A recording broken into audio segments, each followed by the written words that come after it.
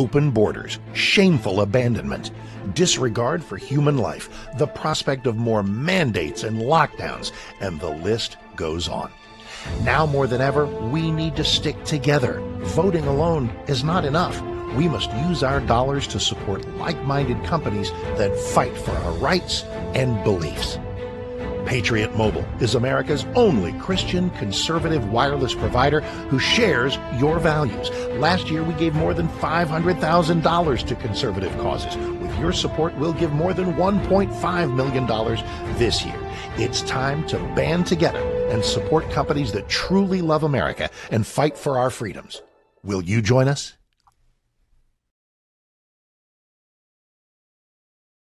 This is Kentucky's Voice Radio, covering the latest state and local issues with Tom Fallbush, Bob Scott, and Jim Waters.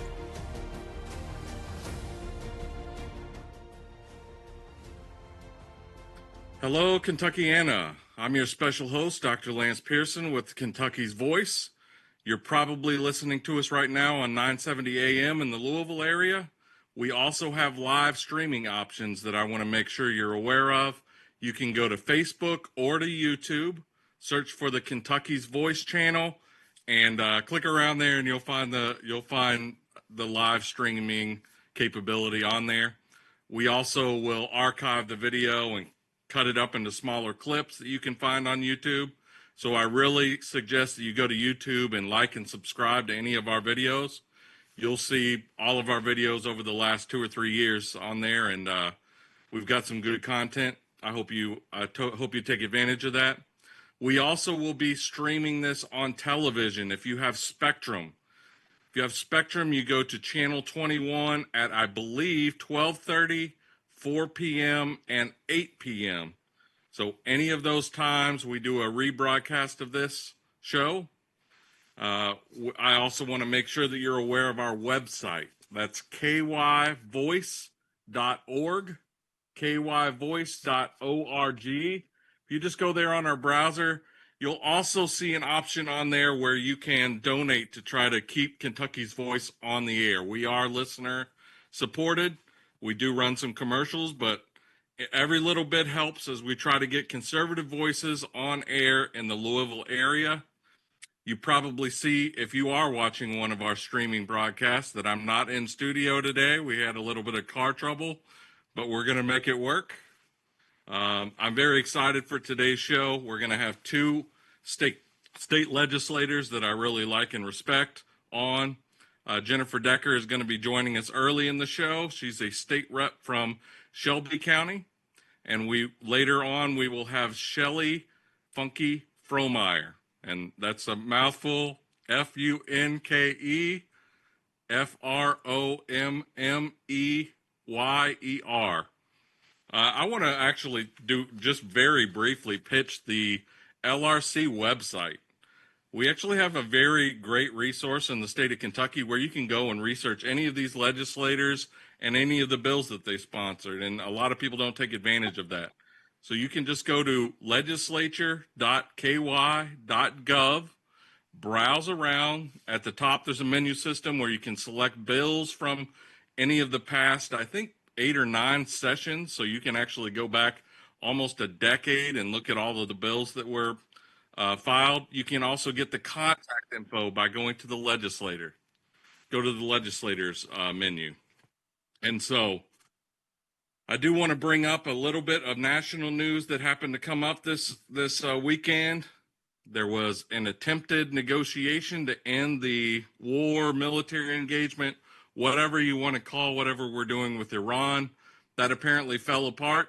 However, there's still going to be negotiations going on. In response to that, the United States has decided to shut down all oil shipments through the Strait of Hormuz. Now, generally, we don't do a lot of national politics, but the way this is going to impact your life is expect higher oil prices, and that means higher gas prices over the next, who knows, however long that strait is shut down. Even though the U.S. produces enough gas to support itself, oil is a commodity, and therefore you're likely to see any decrease in oil production anywhere in the world is going to be impacted in your wallet at the gas pump. Okay. How much more do we have, producer? 46. Okay. So, the other thing that happened that I want to very briefly get into, we are getting ready to end the legislative session. We have 2 more days, tomorrow and Wednesday. So as we go over the bills that are likely going to have their vetoes overridden and maybe some non-controversial bills will get passed, we're going to go through some of the bills that have passed and some of those that got stalled to just discuss what the issues are and if there are any bills that might not get their vetoes overridden. So join us after the break. We'll be joined by Representative Jennifer Decker.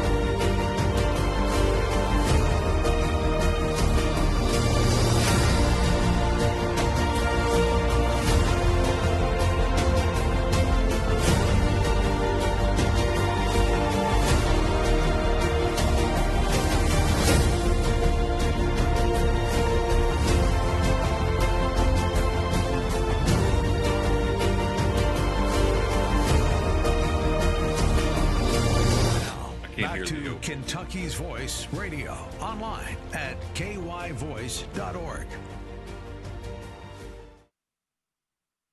Welcome back to Kentucky's Voice. I'm your special host, Dr. Lance Pearson with the Kentucky Liberty Caucus and the Louisville Tea Party.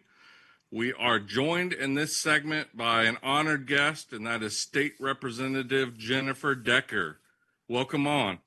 Thank you for having me, Lance. Always enjoy talking with you and hearing your thoughts. It's mutual. So just as a way of intro, can you talk a little bit about your background? I think you may have actually collaborated on some Rand Paul campaigns in the past, or maybe was a field rep. And then just talk about your district. Is it only Shelby County, or does it go beyond Shelby County? Well, thanks for asking.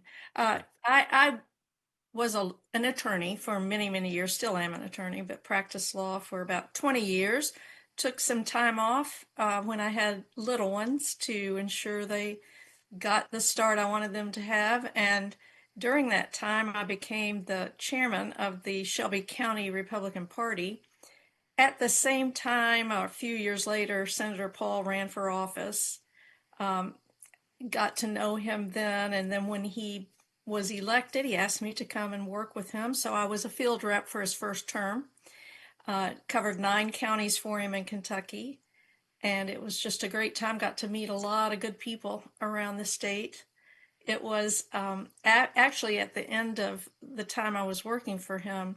I don't know, I've not talked to anybody who remembers this, but it was clear to me at the end of every speech he gave, he would always say, we can't look to the government to solve all our problems. We need to have a spiritual revival in this country. We have a spiritual crisis. Well, I'm a devout Christian. I listened to that, and I was on the board of a nonprofit in Shelby County.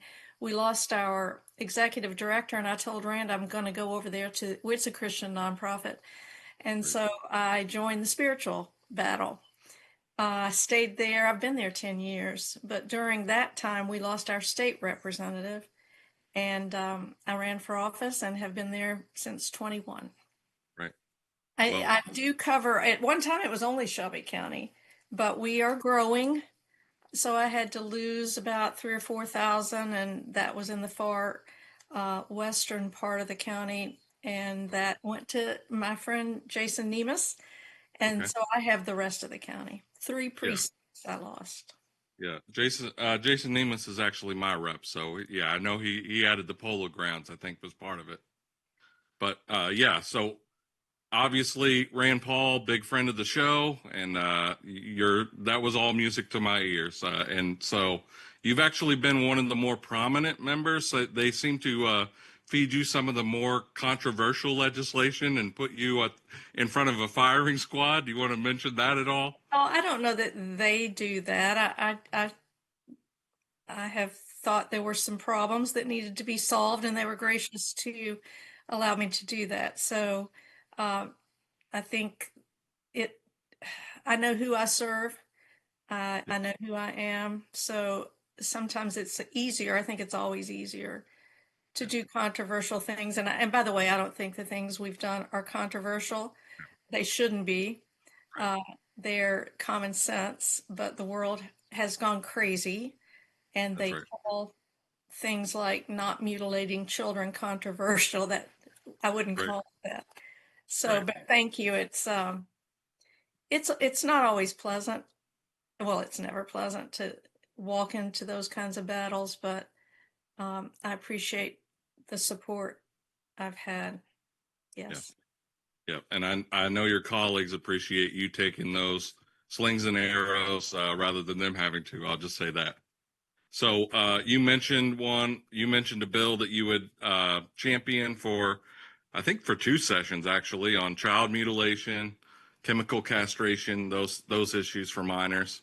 And then last session, I think we got through, you were the primary sponsor on the bill to eliminate DEI in higher education. Yes. So these are two of the biggest bills over the last 2 or 3 sessions, and you've been right in the middle of them. So Yes. the most prominent piece of legislation, the one that got the most media attention anyway, for this session was HB 5. So why don't you just tell us a little bit about that? What motivated the bill? What does the bill do? Just give us the background, and then you can talk through any challenges that you had. This one was wildly popular. It may have even been unanimous in both chambers. I'm not positive of that, but it may have been. So go ahead on. Talk about HB 5 for us. Well, that bill is my favorite bill ever because I think it will end up transforming Kentucky and generations. So I was in. I have a good friend, Michael Frazier. We talk a lot about bills, and he's from Powell County. And one day he called and wanted to bring the Powell County jailer to see me.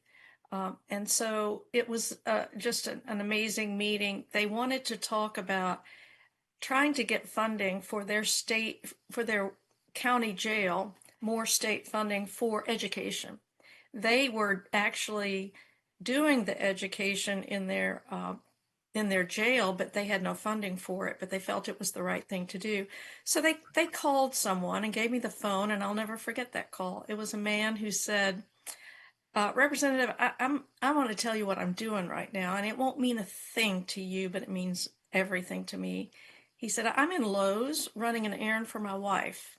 And he said, and as I suspect that you wonder why I would say that as meaning something, but I didn't have a wife. My wife left me, took my kids, but God sent me to the Powell County Jail. And he said, and that's all I can tell you is God sent me there, and I have a life now. My wife is back, my children are back, I have a job, I hire people. And so I thought about that. And, you know, we have a lot of counties. Not every county has facilities that can do that. In fact, Powell County doesn't. They have to make shift. But I decided to talk with KCTCS. And when I met with President Dr. Ryan Quarles, it was just the most amazing meeting because I could tell during the conversation that it just took root in his mind. And by the end of the meeting, we had a plan, and that was to build a KCTCS inside a prison compound so that we could transfer state prisoners there if they were close to the end of their sentences, and they would become KCTCS students. So once they get there, they can transfer, they can earn degrees, but our primary focus is on high skill, high demand jobs. So we're building a facility there, much like one in, called the Bluegrass Technical college, and they do similar in that they train on high demand jobs, often with donated equipment because companies need these workers. So what they do is they'll donate their state-of-the-art equipment, and the BCTCS and now this prison KCTCS, they will train, and by the time the people finish, by the time they're out of prison, they have a job. We're building a section of the facility where we'll have weekly interviews. We've identified through various ways, KCTCS has been working hard. We have over 300 employers who want to hire from this program. Right. So what our goal is that when they leave prison, before the week is out, they will report to work. And we will have wraparound services getting them ready for that. They will be separated in the prison. They will be housed together. They won't be with the regular inmates because we want their focus to be on education and securing a job. 95%, we learned, of all prisoners in Kentucky will come back to our neighborhoods. Yeah. And that's a sobering thought. Yeah. We want them to come back with jobs and a future. And so that is what this is aimed at. Right. And presumably this has been tried, I'm sure, in other places. Has there been a reduction in recidivism and people returning to prison? I would imagine that if you can come right out of prison and have a job with wraparound services to basically help you get reintegrated in society, that's going to keep these people from returning to prison at a higher rate. We've heard about Michigan. Michigan has now got 3 of these facilities. Theirs isn't like ours, though. It's not a dedicated educational facility. They have it in the prison. They say ours, they wish they had done what we're doing. It's the first of a kind in the nation. And yes, their recidivism dropped from 30% to 12% if you're in prisons. And overall, they've brought it down to 22%. Our 3-year recidivism rate is over 40%. Our 2-year is 30%. So we are praying and believe fully that this will bring down our rate, and we will have, not only will they not go back to prison, they'll have jobs, they'll be paying taxes. Our economy, we can fill some of our workforce where we lag there. And this will house, it has the capacity to house 700 at a time. And we will keep, as soon as someone gets a certificate and is ready to leave prison, we'll put more in there. So our goal is to bring down that recidivism rate quickly, rebuild lives, families. Right. And that makes sense for everyone. We need our employers need employees. We need to keep people out of prison, even if you don't care about the human aspect of it. We want to be rehabilitating prisoners, but just from a financial standpoint, how much money are we spending on a person that is just constantly going in and out of prison over and over, when we could have that person positively contributing to society rather than just being a perpetual criminal, basically. That number is something like 42,000 for each person who goes back to prison. 42,000 a year we will not have to spend. Wow. And we'll have a taxpayer. That's incredible. Okay, we're coming to the end of this segment. We're going to continue on with Jennifer Decker, talk about some election bills. So join us back here on.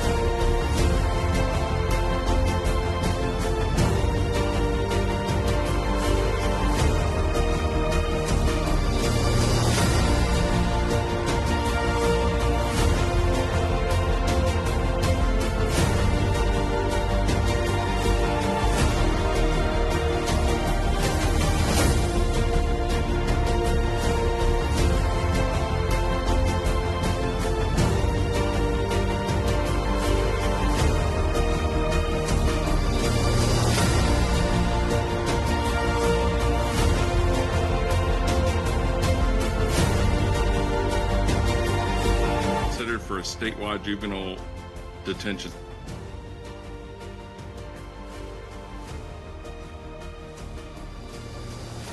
Now, back to Kentucky's Voice Radio, online at kyvoice.org. Welcome back to Kentucky's Voice. I'm your special host, Dr. Lance Pearson with the Kentucky Liberty Caucus and the Louisville Tea Party. I do want to make a special pitch. If you want to text in, we will try to integrate your comments either into the show, but even if we can't get it into the show, I will read those comments. So if you want to text into that line, that is 502-571-0970. Go ahead and text your commentary, and you can actually text GIVE to that number, and a link will pop up so that you can help support our mission here, bringing conservative opinion and conservative talk to the Louisville area, which desperately needs it. So we are continuing on with Representative Jennifer Decker of Shelby County. She was just talking about HB 5, which is an educational program to put schools and one significant prison system in the state, in Powell County, I think. Actually, that facility is going to be built in Boyle County inside. Okay. There was space for it inside North Point. Okay. So Boyle County, that's like Danville area. Yes. Okay. And then you were mentioning something over the break about how this is going to be funded. Yes. Did you Well, talk about that? There will be an initial, the first 2 years, there will be funding, one to build the facility and the second to get the faculty and all of it up and running. But after that, this is actually, the estimates will be that it will be self-sustaining. The only criticism that I've gotten for the bill, and it's been just a disappointment, is that some people will say, do you have to go to prison to get this kind of help? The answer to that is no. This is not a free program for the prisoners. They either will pay tuition or they will qualify for Pell Grants. Those Pell Grants are, we have learned, eligible for this program. So that it is not a free program for them, and anyone who qualifies for a Pell Grant can get one today without going to prison. We have also got KCTCS all over the state where this type of training goes on. So no, you shouldn't go to prison with this goal in mind. And it doesn't soften the prison sentence. It's at the end of your time, and you have to have been a model prisoner. But it is not free, and it will not cost the state after the first 2 years. Okay, that's great. We did get a text message in about the LaGrange State Reformatory. That is scheduled to be decommissioned. It is, if you've ever actually been in that giant tower, it's run down, it's getting ready to fall apart. And so the state has long ago made the decision that is going to be closed down, and those prisoners transferred to a satellite campus of Big Sandy. So unfortunately, I don't know that we're going to be able to integrate anything into LaGrange Reformatory, but it is going to be interesting what happens with that property. And we certainly need more juvenile justice facilities, which was the basis of that text message. Okay. The second most interesting bill, I think, as an impartial observer, somewhat partial observer, I guess you could say, is the election bill. So it seems like every session, or maybe every 2 sessions, you have like a election omnibus bill that you get together with the Secretary of State and the Board of Elections, maybe some clerks, and you work out some refinements that we can make to our electoral process. I know that a lot of our listeners are really concerned about our elections, making sure that they're secure. So I think the bill number this year was HB 139. Yeah. Can you just talk a little bit about what changes that made and why those changes were necessary? Well, just a little background. You're right. It's every year. Every year I'll file an election bill. And the purpose of the bill I file every year is to ensure that things that pop up during the year that we see are in error, that cause trouble at an election, we will seek to fix that. And it's usually a non-controversial bill. In fact, we work hard to make it that way because we want things to be fixed before the primary that have caused trouble during the last general or primary. So once a year, I file a bill after working all through the interim with all the election officials to identify and then find solutions for that kind of problem. So House Bill 139 started out that way. It was a relatively much shorter bill. I think it was 32 pages or something. And it was full of things like that we have seen needed to be fixed before the next election. When it got to the Senate, there were many things added to it. In fact, a whole other bill was added to it. Yeah. And then various changes. So that's how it ended. And it did pass. Okay. And so some of the important changes, and I think some of these got added on the Senate version, but that's fine. That's the way, the process is messy. Often it's very rare that a bill gets filed and it stays in its original form, especially at the end of the session. They like to tack on lots of other stuff. So one of the changes was eliminating most forms of non-photo ID to be eligible for election. Did you want to talk about that? I think that's important. A lot of people were even unaware that you could use something like your Social Security card, which is generally a good form of ID, but there's no picture on it. Yeah. If anybody gets your Social Security number, and we know identity theft is rampant, they can pretend to be you and go in and vote in an election. Did you want to talk a little bit about that change? Well, we have been working on that for some time.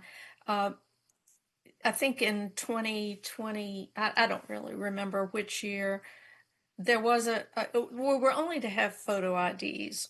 You had to vote with photo IDs. If you didn't have a photo ID, though, there was this odd little section where you could present something else, and you could do a provisional ballot, or you would swear that you are the person that you said, and that just isn't sufficient for something like voting. So last year, I think it was last year, that we added to the regular election bill that you could not use a credit card, and people were shocked that you could use a credit card. Candy Massaroni from Nelson County brought that up, and I added it to the bill. This year, Senator Tishner was concerned about the Social Security card for the same reason you mentioned. Doesn't have a photo on there. We know that people falsify those cards and claim you file tax returns, etc., get refunds. Yeah. So, and then the other thing was an EBT card without a picture. So we are truly trying to make that what it says it is, and that is a photo ID. Yeah. So I think those are excellent. In fact, there was one other change that was made that I thought was excellent, and that was, at this point, if you go in and a poll worker says, "I know you," you don't have to show any ID. So that also was stricken. And now I think you can if you can still do a provisional ballot on one term only, and it has to, if you're not back in so many days to produce your photo ID, you're out. Your ballot is destroyed. I think those are great changes. Yeah. And one final change I think that got implemented is raising the minimum that you can offer for a campaign donation. And so I don't know if that applies to this primary. It may. Was there an emergency provision on the bill? There was, but I don't think for those terms. I don't think those are not, if I'm correct, that got added in the Senate as well. That's right. And yeah. So for the people who maybe don't donate that often, I encourage you to, especially to people like Jennifer Decker, although fortunately, I don't think you have any opponents this time. I do. I have my first opponent since I was elected in 21. I think it's because of those bills that you mentioned that were that they found controversial. Okay, so if you want to give to Jennifer Decker, in general, you've been able to donate $100, and the candidate doesn't have to actually have your name placed on a website that says how much you've given to a campaign, up to $100. That's being raised to $200, which is the same as the federal limit. If you give to a federal candidate, you can give up to $200 without appearing on one of these election reports. And they are also changing the maximum donation that you can give in a particular election from $2,000 up to the federal limit, $3,500. Okay, Jennifer Decker, thank you for joining us. We'd love to have you on at a future date. Thank you. I appreciate you more than I can say. Thank you.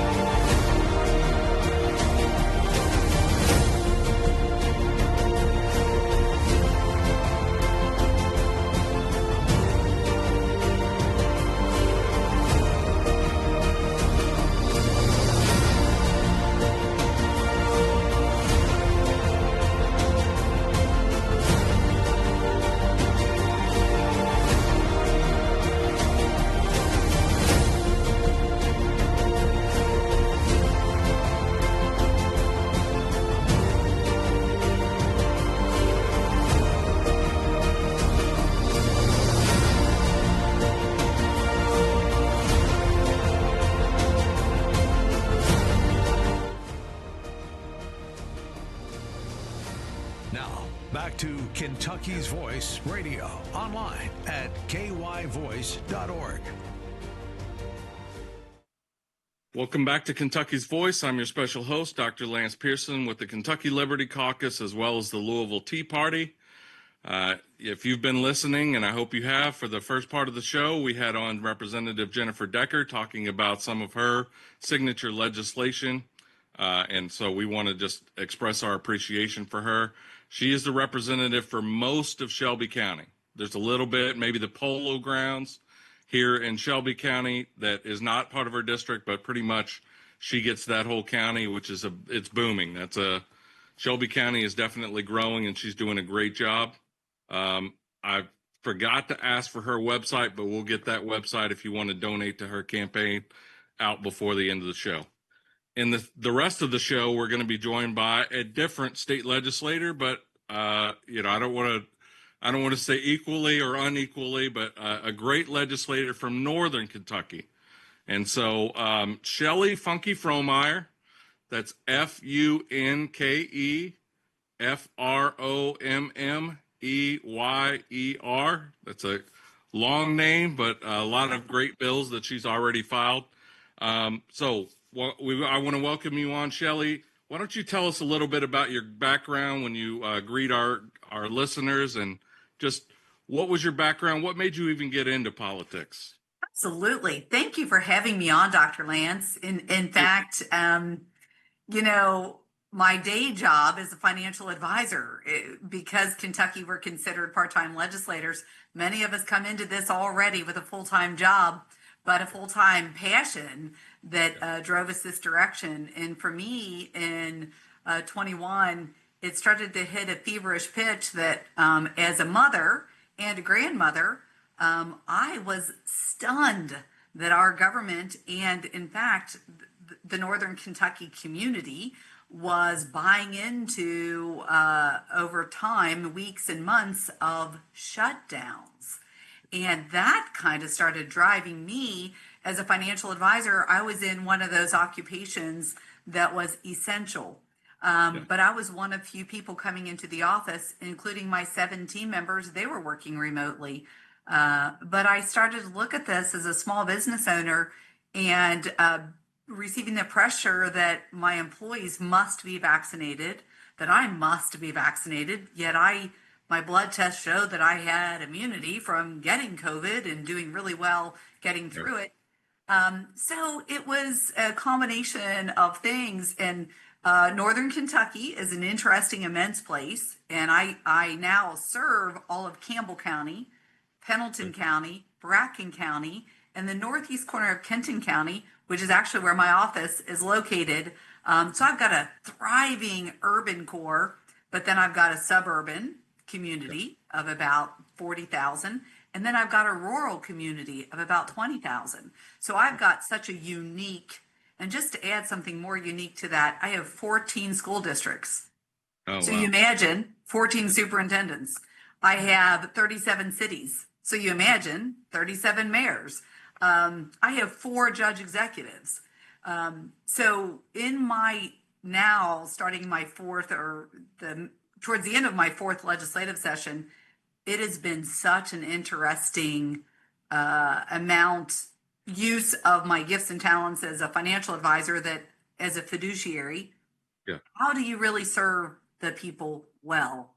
Well, you need to be a fiduciary. You've got to be constantly hunting for what's in their best interest, because I'm telling you, the jungle of Frankfurt, you don't know what tiger's lurking behind what tree, but there's That's right. plenty of tigers.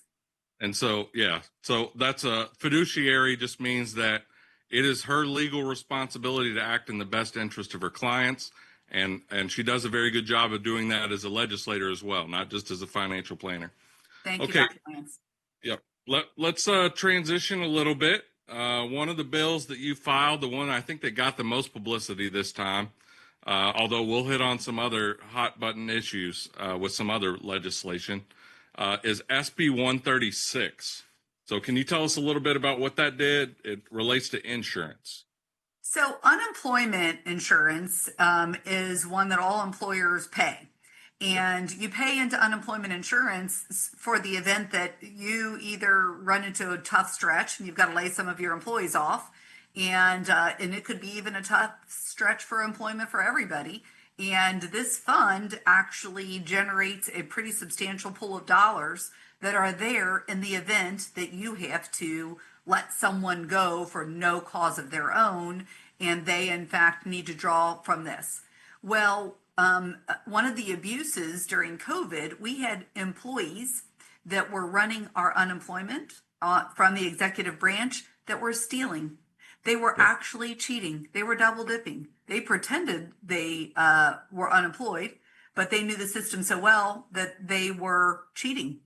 And as we know, of course, that's illegal. But our executive branch really didn't take action. And their excuse was, well, they didn't really know. Well, unfortunately, our governor did know.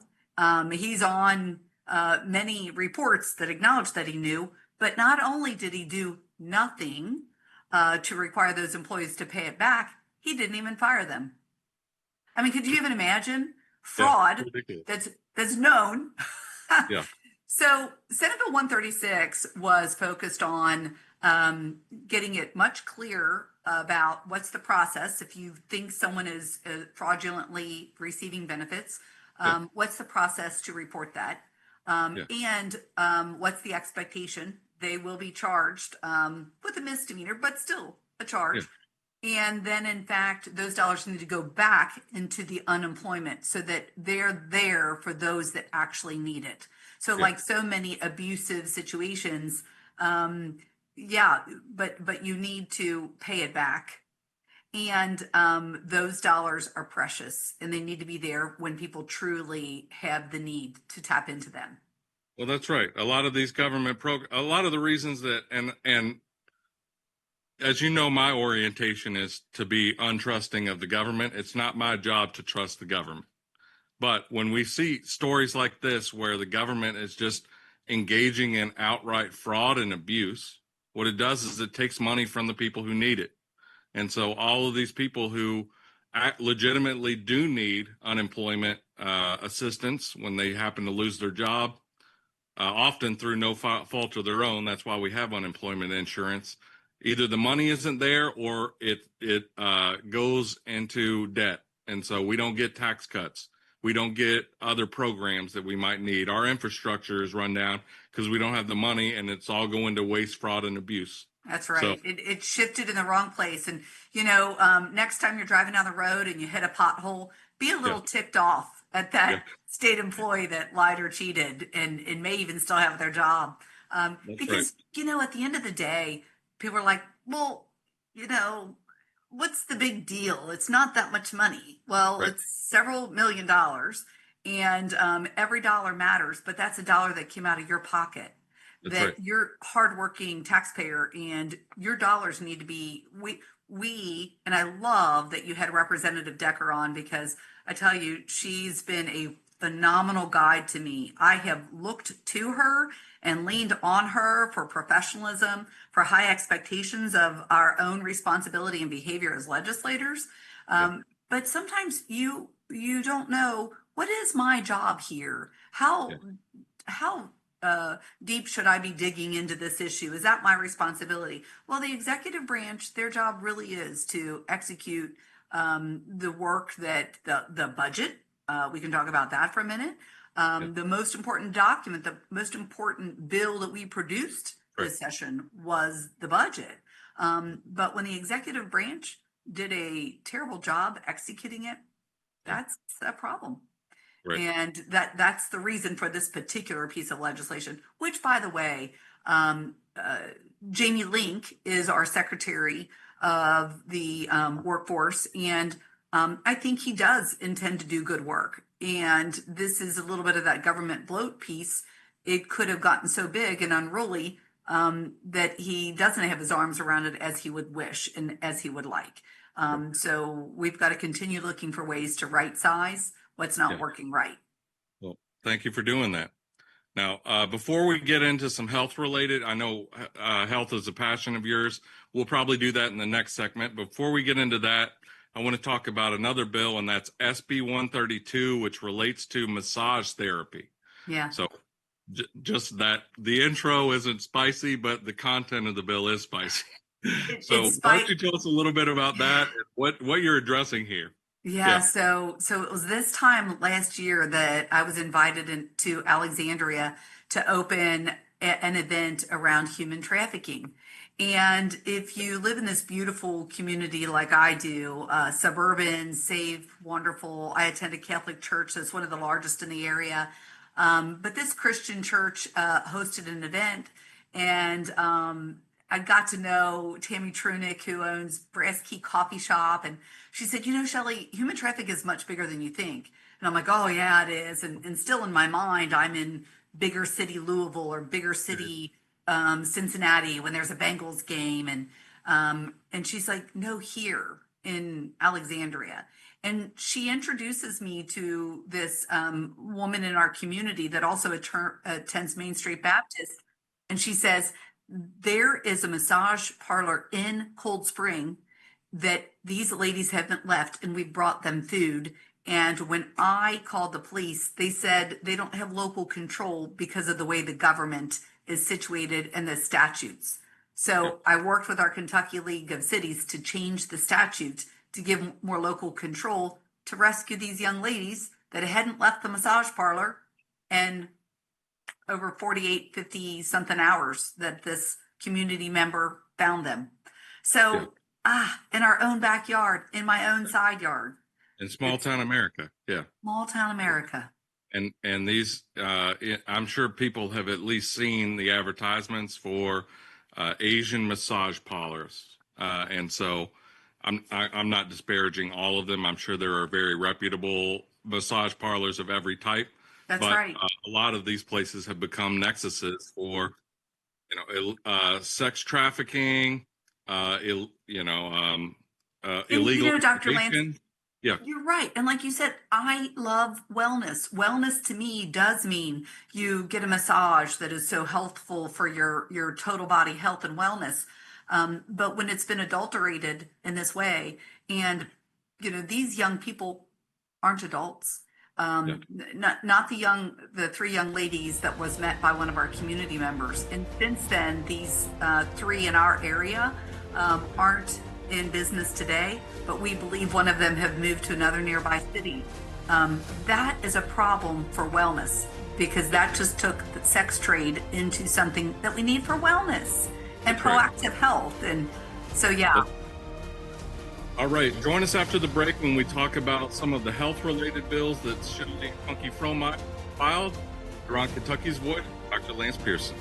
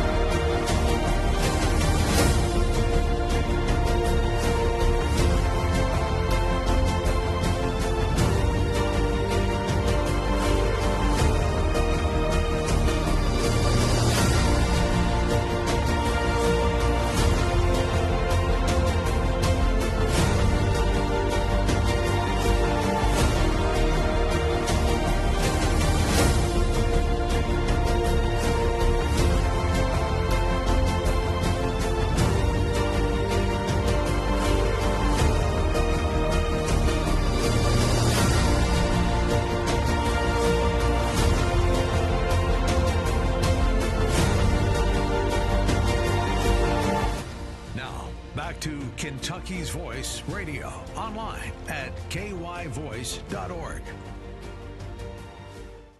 Welcome back to Kentucky's Voice. I'm your special host, Dr. Lance Pearson of the Kentucky Liberty Caucus, as well as the Louisville Tea Party. I do want to make one last pitch for our text line. If you want to text in a question or comment, I'll do my best to integrate it. I'm not the best of our hosts at doing that, but you can do it at 502-571-0970. You can also text GIVE, and you'll get a link that you can use to perhaps try to financially support, maybe make a monthly contribution to support.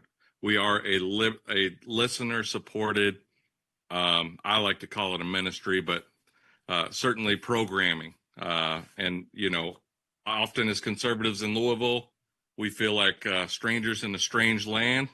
But if we're fighting in the battle of the marketplace of ideas, we need to have voices that can communicate and centralize our messaging. So I'm here with my very special guest, which is State Senator Shelley Funky Fromeyer. She's from Northern Kentucky, works in Kenton County, probably lives in Campbell County, but Pendleton and Bracken County as well. So she kind of has a district that represents rural, urban, and suburban. And so one of her passions in legislating is to try to implement good health.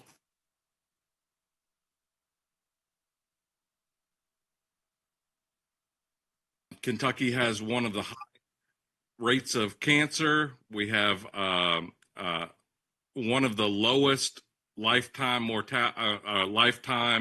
average age at death. So we have some health challenges in the state of Kentucky, and Shelley has filed a lot of legislation related to that, including this session.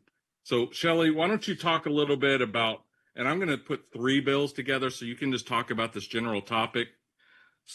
Senate Joint Resolution 23, which relates to food as medicine. We also have SB 5 and SB 265, which are related to agriculture and nutrition, especially as it relates to the SNAP program. SNAP is like food stamps. That actually stands for Supplemental Nutrition Assistance Program. So just on that general topic, what were your ideas behind this general topic of treating food as medicine and trying to get people to make healthier food choices, especially when they're using taxpayer money. That's right. Yes. And in fact, you're going to use your dollar and you're going to choose to spend it how you wish. But then again, when I pull money out of your pocket, you want me to be just a great steward of it. And what we puzzled through in the last 3 legislative sessions for me is looking at so many Medicaid subscribers, people that are receiving their care at the cost of the taxpayer, is the costs are rising dramatically. The health is getting worse, not better. And what could be a common component? And I truly believe that nutrition and access to healthy food is a meaningful tool. Well, where do most of us, if we are not necessarily making our own decisions, that could be children. So we started to tap into, well, where are children mostly eating at school, right? So how can we promote an improved process? And last session, we were able to form the Make America Healthy Task Force. And myself and Representative Matt Lockett worked with diligence to have 7 committee meetings around this, and each one of them lasted no less than 2 hours. And we brought in specialists, nutritionists, functional medicine doctors. We even brought in school nutritionists, as well as the Commissioner of Agriculture and his team, around what does the procurement process look like. So Senate Bill 5 was very much about a good 15, 16-inch thick process, paperwork of how do we procure in schools the food that we're going to feed our kids. And Senate Bill 5 is working on that institutional procurement. It also ties into kind of a pilot that we worked on with the Appalachian Regional Hospital System about procurement in their own cafeteria, and how they feed their acutely ill patients that are there to see them. How are they feeding some of their Medicaid customers that come in for care, and they host farmers markets? So trying to put a little bit more innovation around this institutional purchasing process. And I even participated with Jonathan Shell, our Commissioner of Agriculture, and I was just in Florida last week meeting with the Chief of Staff for the Commissioner of Agriculture in Florida around a compact for our farmers. So we're really trying to work with our farmers on producing the food and work with our procurement process to create an outlet or a demand for the food that these Kentucky farmers are producing. So all 3 of these bills, Senate Joint Resolution 23 is putting pressure on, let's continue to innovate our procurement processes, reduce some of that regulatory process, reduce even some of the statutory process. And then Senate Bill 5 was to drive more improvement in the procurement. And then Senate Bill 265 is to say, within those persons choosing and purchasing through SNAP, let's have a more accountable, reliable way that they're actually using those dollars, and maybe even incenting them to use those dollars on fresh Kentucky grown produce. Right. So it's my 3 pillars are wellness, economic development, and energy. So the 3 that you've described, Dr. Pearson, are those sort of combined into how do we wrap our efforts, again, using your tax dollar, because you and me, we're using our own hard-earned dollar, and we're choosing to buy a candy bar and maybe a fresh apple. That's right. But if we're going to feed you through the school lunch program, how can we work with some of our lettuce growers and our broccoli growers and get them to even process that down to reduce the timing for our lunch teams at schools? You know, you're going to be shocked to know this, but some of our newer builds in our schools, we don't even build full kitchens. Yeah, So, ridiculous. I know. We've created this mentality that it's all got to be, dump it in, add hot water, and serve it. It's like we're producing something that is a bit more less palatable, perhaps, less whole food. When our Kentucky farmers, they are the most hardworking, risk-taking innovators. And by the way, some of the best proteins that you can get. We produce beautiful beef.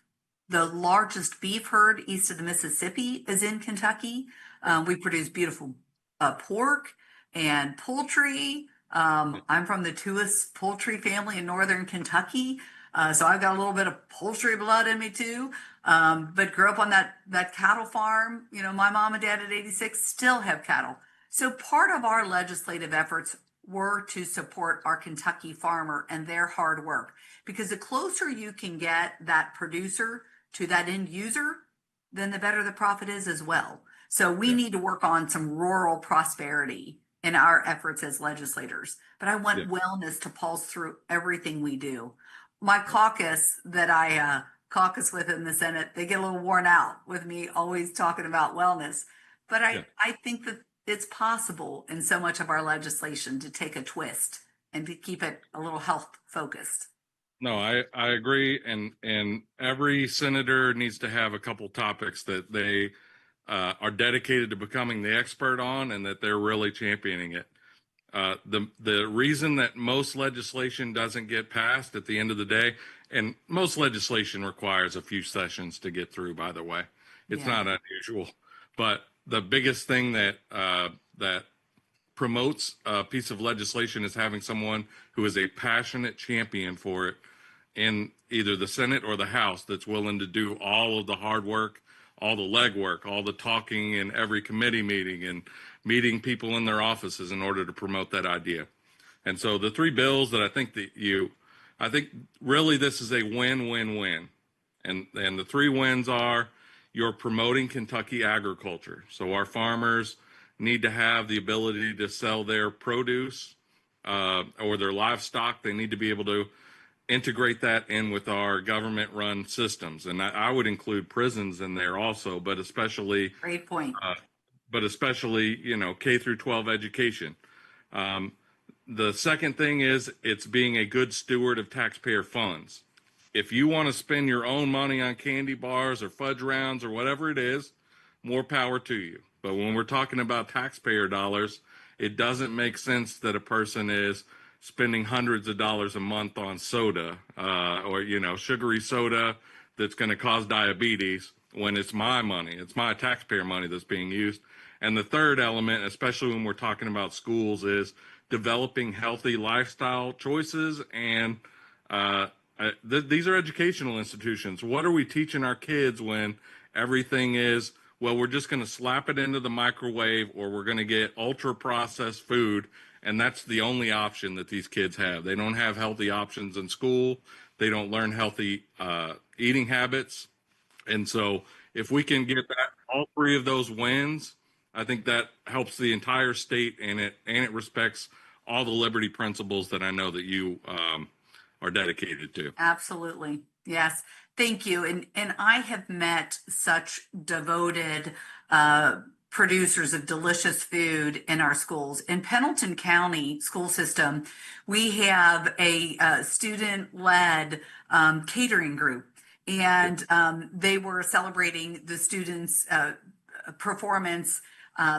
And the students made meatballs and a number of things, and they were so proud to show me their work. Well, that's led by our nutritionist for Pendleton County Schools, and they're at Sharp Middle School hosting a awards night that the students created the menu, the students prepared the food. And so we've got some innovative things happening throughout Kentucky. But where did they buy their raw ingredients? None of it came from Kentucky. And yet we've got farmers right there in Pendleton County that produce that beef. So there's a number of things we need to do better. And I'm working closely with our Commissioner of Agriculture, Jonathan Shell. He's one of the finest, and he has assembled a very fine team around him who's dedicated to this work as well. And I'm rowing the boat with him. I'd love to jump in and try to help puzzle through the issue and bring some solutions to it. One last bill that I want to promote, you don't necessarily need to talk about. This is Senate Concurrent Resolution 193, and I think what that does is it continued having these MAHA meetings over the summer. I want to encourage people to go on KET.org, find the last summer's meetings of these MAHA task force. They have great video, great content. I want to say go on Facebook and find Shelly Funky Meyer or Jennifer Henson Decker. Find their campaigns and give to these great patriots.